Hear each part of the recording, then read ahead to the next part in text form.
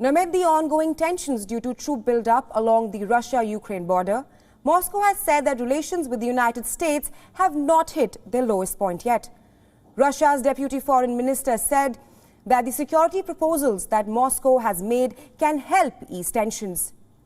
Предлагаем записать, что Россия и США не рассматривают друг друга в качестве противников, а для урегулирования проблемных ситуаций будут применяться механизмы консультаций на двусторонней и многосторонней основе.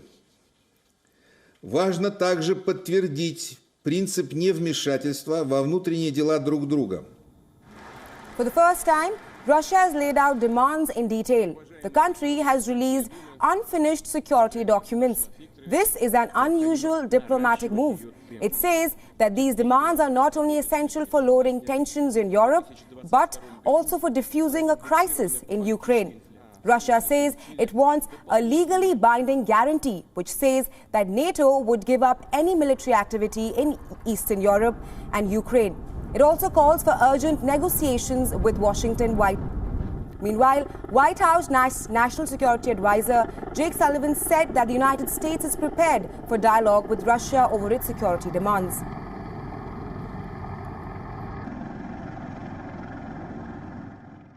Russia has now put on the table its concerns with American and NATO activities. We're going to put on the table our concern with Russian activities that we believe harm our interests and values. That's the basis of reciprocity upon which you would pursue any kind of dialogue. We can make progress in some areas. In other areas, we're just going to have to disagree, and that's in the nature of dialogue as well. But fundamentally, our strategy is going to be to coordinate closely, to have allied unity, and then be prepared to sit with Russia and respond positively to the idea that we can have a discussion in the appropriate format on the principle of nothing about you without you, and see where it takes us. Meanwhile, another U.S. official has said that the U.S. would respond in format of talks sometime next week.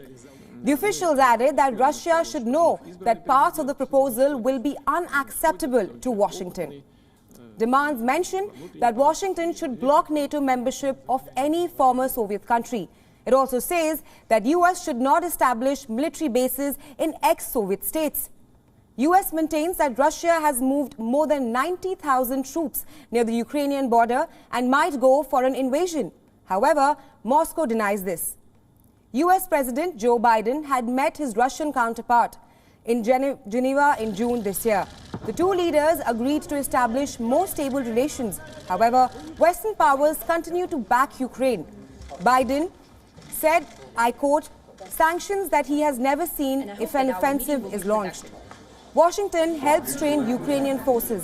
It has committed more than $2.5 billion to boost its military capabilities.